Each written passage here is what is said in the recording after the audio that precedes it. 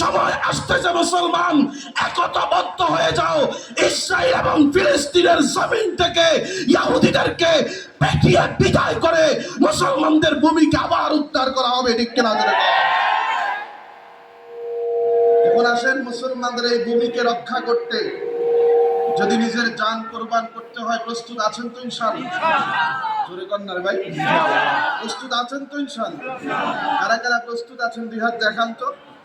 আল্লাহ কবুল করেন, সকলে বলেন আমিন।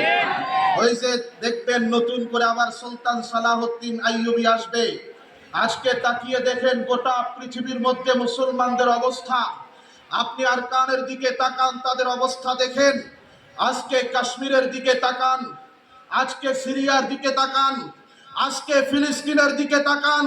ফিলিস্তিনের প্রত্যেকটা নারীরা, প্রত্যেকটা শিশুরা, মুসলিম মুজাহিদরা পর্যন্ত তারা আকাশের দিকে তাকিয়ে ডাক দিয়া বলতেছে, গো আল্লাহ, নতুন সালাহউদ্দিন আইয়ুবী যিনি সাগর পরিমাণ রক্ত দিয়ে বাইতুল মুকাদ্দাস বিজয় করেছেন, আজকে আবার সেই সালাহউদ্দিন আইয়ুবীকে আবার দুনিয়ার মধ্যে পাঠিয়ে দেন।